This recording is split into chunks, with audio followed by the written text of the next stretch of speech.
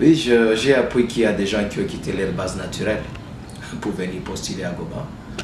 Ils sont dans la ville de Goma sans villa, sans quoi que ce soit, mais ils viennent postuler à Goma. Nous sommes à Goma depuis 2002, presque toutes nos organisations et nos initiatives sont dans la ville de Goma. Peut-être je peux vous informer en passant. J'ai créé ma première organisation privée en Goma en 2006. Je suis le promoteur du complexe scolaire Machauza fait depuis 2008. Je suis le promoteur fondateur de la communauté ecclésiastique Centre évangélique Famille Le Pèlerin Adorateur Goma depuis 2014. Et retenez que c'est en 2020 que j'ai créé la deuxième école qu'on appelle groupe scolaire Ave Maria. Donc j'ai une notabilité dans la ville de Goma, presque dans tous les domaines, dans tous les secteurs.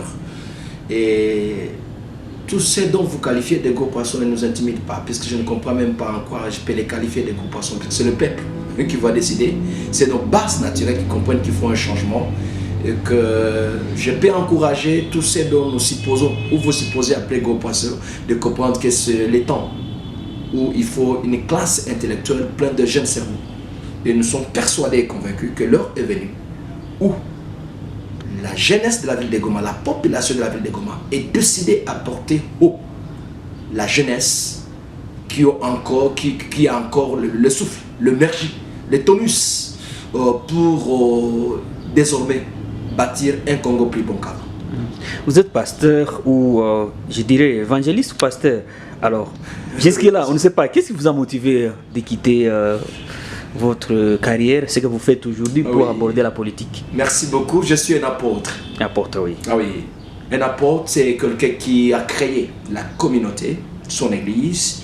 Et dans notre communauté, nous avons des pasteurs, nous avons des évangélistes. Donc ça, c'est le ministère qui œuvre dans l'église. Sincèrement, si nous avions postulé, si nous avions décidé de postuler, c'est puisque nous sentons que les cris de détresse de nos bases, des abandonnés, des misérables, montent jour après jour.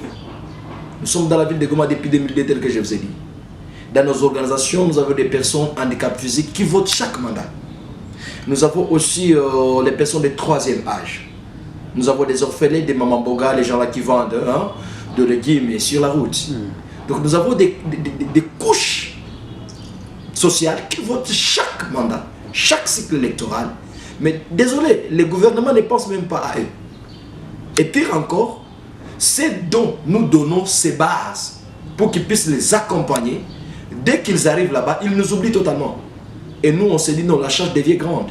Il y a des urgences qui demandent à ce que la population bénéficie d'une bouffée de souffle.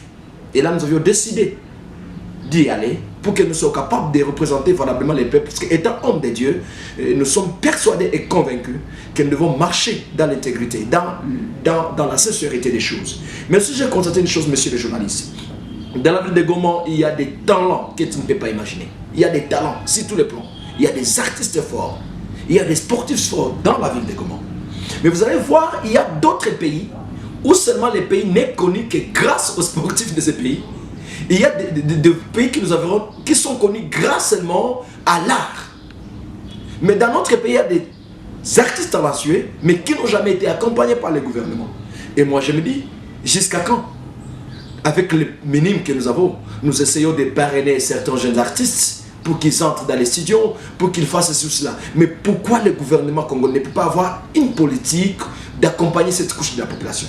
Et que donc, il y a pas mal de choses qui nous motivent à postuler. Et dans notre projet de société, nous avons bien décrit la problématique ou alors la motivation qui nous a poussé à déposer notre candidature. Et que donc, comprenez bien que c'est qu'on sait que il y a un flou, il y a un chaos. Non? Il y a une sorte d'inconscience de ceux qui nous représentent. Et là, nous décidons nous-mêmes d'aller représenter la couche misérable qui crie matin, midi, soir et dont nous faisons partie, puisque moi je fais partie de la classe paysanne. Je fais partie de tous ceux dont nous souffrons ensemble matin, midi, soir. Les problèmes des 40 volaires, nous gérons tous ensemble. Les coûts de vie impossibles, tous ensemble. Alors les paysans, les bases, ont décidé d'avoir quelqu'un qui vit les mêmes conditions que eux.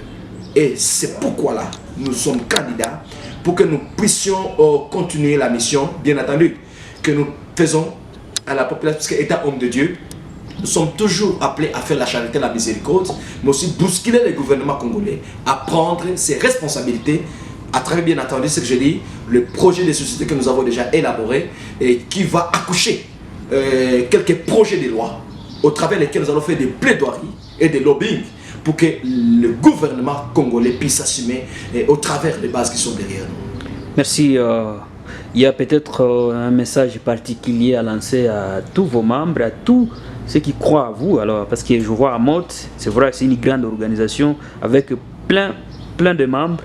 Mais aujourd'hui, quel est le message que vous avez, un message particulier à la population de la ville de Goma, votre base? Merci beaucoup, monsieur le journaliste. Le message que j'ai pour ma base,